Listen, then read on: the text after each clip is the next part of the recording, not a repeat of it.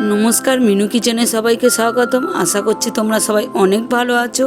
तोमरा कि कखनो कुमड़ो दिए तेलापिया माछ এইভাবে রান্না করে দেখেছো? এর টেস্টটা একদম অতুলনীয় এবং রেসিপিটা বানানো খুবই সহজ। ছোট ছোট তেলাপিয়া মাছগুলোকে কেটে ধুয়ে নুন হলুদ মাখিয়ে নিচ্ছি পরিমাণ মতো। প্লিজ রেসিপিটা তোমরা সম্পূর্ণ দেখো, না হলে বুঝতে পারবে না। রেসিপিটা তোমরা সম্পূর্ণ দেখো, তোমাদের অনেক ভালো লাগবে। গরম কড়াইয়ে পরিমাণ মতো একটু সরষের তেল দিয়ে নাড়িয়ে দিচ্ছি। নুন হলুদ মাখিয়ে রাখা মাছগুলোকে দিয়ে দিলাম। মাছ ভাজা তেলটার মধ্যে পরিমাণ মতো একটু পেঁয়াজ কুচি দিয়ে দিলাম। 5টা চেরা কাঁচা লঙ্কা দিয়ে একসাথে করে একটু ভাজা ভাজা করে নিচ্ছি। পরিমাণ মতো একটু 5 ফোড়ন দিয়ে আবারও একটু ভাজা ভাজা করে নিচ্ছি। 5 ফোড়নটা দিলে এই রেসিপির স্বাদটা আরও বেড়ে যাবে। কেটে রাখা কুমড়ো আলুটা দিয়ে দিলাম। কিছুক্ষণ একটু নেড়ে নিয়ে ভাজা ভাজা করতে দিয়ে দিলাম।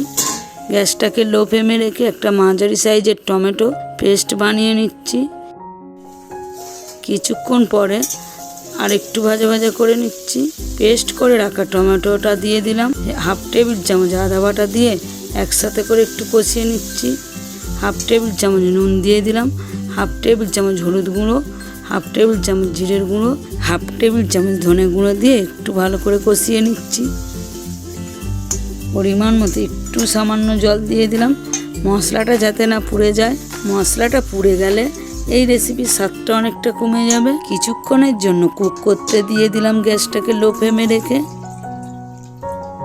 পরিমাণ মতো জল গরম করতে বসিয়ে দিলাম। তোমরা যেমন ঝোল খাবে তেমন পরিমাণে জল গরম করে নেবে।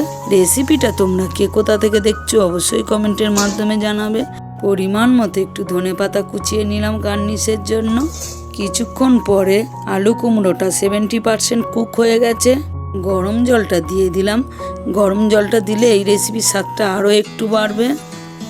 ভেজে রাখা মাছগুলোকে দিয়ে একটু কুক করে নিচ্ছি যাতে মশলাটা ভালো মতো মাছের মধ্যে মিশে যায়। কুচিয়ে রাখা ধনেপাতাটাকে দিয়ে একটু ভালো মতো ফুটিয়ে নিচ্ছি। এই রেসিপিটার মধ্যে খুব একটা মশলা ব্যবহার করিনি, এটা যে কেউ খেতে পারবে। ঝোলটা ভালো মতো ফুটে গেছে। আজকের কুমড়ো তেলাপিয়া মাছের রেসিপিটা যদি ভালো লেগে থাকে অবশ্যই কমেন্টে জানাবে এবং প্রত্যেকে মেনু কিচেনের পাশে থাকবে। নতুন রেসিপিতে দেখা হচ্ছে, সবাই ভালো থাকবে।